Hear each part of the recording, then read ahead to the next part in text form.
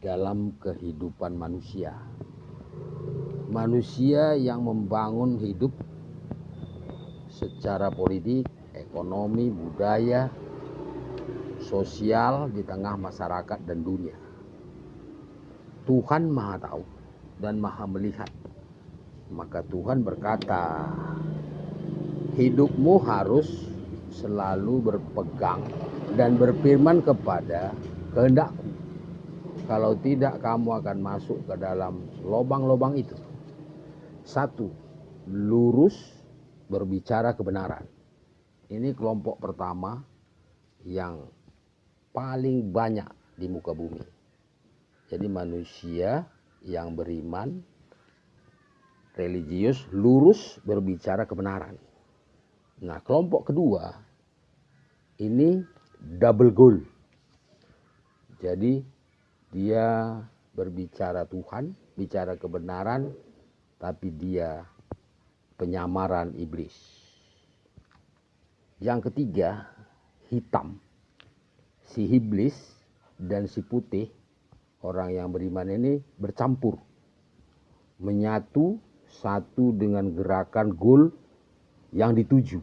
Nah, jadi hitam dan putih ini punya kepentingan masing-masing, tapi karena mereka mendapatkan konsep keuntungan kaitannya dengan ekonomi, politik, dan uang jangka panjang, akhirnya mereka bersatu. Si hitam dan si putih ini. Karena mereka ada keuntungan sesaat dan jangka panjang di sini. Yang keempat, penyamar. Penyamar ini si hitam itu berbalik dan larut ke dalam kumpulan yang menjadi sasaran dia. Tadinya dia ada di kelompok B, dia masuk ke kelompok A, tapi akhirnya dia larut, malah hilang. Jadi dia berbalik. Yang Anda sering mengatakan pengkhianatan. Pengkhianatan dalam konsep kelompok B, kelompok hitam, bukan yang putih. Karena menurut dia, karena diceritakan tentang religius segala macam, dia berubah. Ternyata dia datang, magnetnya, rohnya itu lebih rendah daripada kumpulan orang-orang putih ini. Akhirnya dia menjadi putih. Nah, yang kelima, putih terbawa ke hitam. Nah, dia orang religius tapi ilmunya baru setengah-setengah, tingkatannya pemula atau tingkat 2, masuklah kelompok hitam ini. Yang di sini kekuatannya dajalnya udah sangat kuat. Maka dia terbawa. Niatnya itu mempengaruhi hitam, tapi dia malah jadi hitam. Kebalikan dengan nomor 4. Yang keenam, hitam terbawa ke putih. Nah, jadi ini yang terjadi di dunia politik, apalagi Anda seorang pengelola negara, kerajaan. Ini tidak akan bisa Anda hindari. Yesus Tuhan tahu ini. Nah, makanya dia di dalam konsep kehidupan di muka bumi ini, Tuhan membangun konsep apa? Penekanan yang pertama adalah religius. Hanya ini tiang. Religius itu bisa terjadi kepada manusia kalau dia terpenuhi sandang, pangan, dan papan. Dan education. Nah, di sini dia. Jadi di setiap wilayah, negara atau mahasiswa person, walaupun dia religius, kalau dia miskin, nggak makan, dia mudah dipengaruhi. Maka perhatikan, teroris itu, ya, orang-orang yang melawan kebenaran itu ada berkembang paling pesat wilayah mana? Di Indonesia dan di dunia. Pasti wilayah yang edukasinya rendah, walaupun religiusnya tinggi. Edukasinya rendah, sandangnya rendah, papannya rendah, pangannya rendah. Ini dia. Yang ketiga, tidak adanya kontinuitas. Kontinuitas spiritual. Dan kontinuitas peningkatan. Nah, peningkatan itu satu dari religius, Yang kedua peningkatan education. Yang ketiga peningkatan kesejahteraan.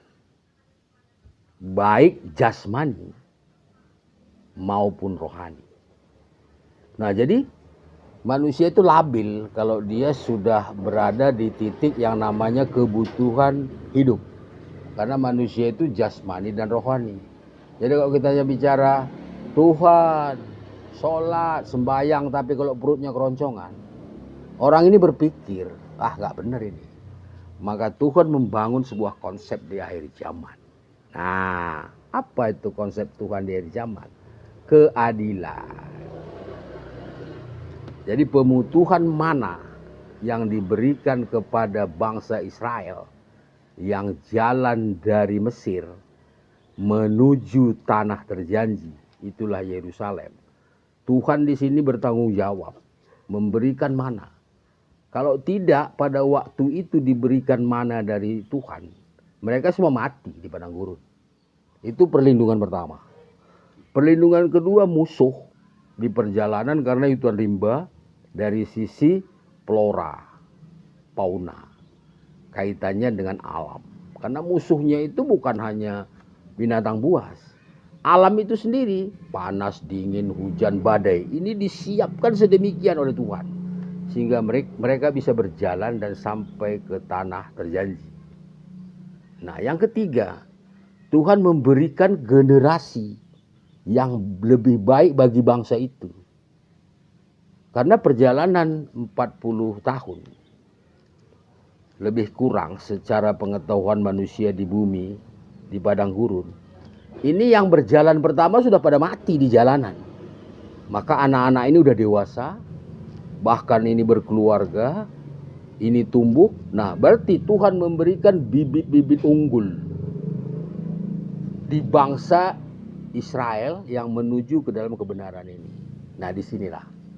Maka Tuhan berkata, kita punya iman, carilah kehendak Tuhan. Sehingga kita diberikan anak-anak yang sehat, yang cerdas, generasi di bangsa ini menjadi lebih hebat.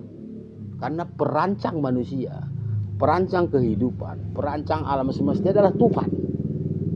Nah ini yang perlu manusia spiritual dalami. Jadi kita harus belajar dari segala sisi. Religius, politik, budaya, ekonomi, sosial, keadilan yang tiada henti, disiplin terus menerus. Yeshua Mashiach. Amin.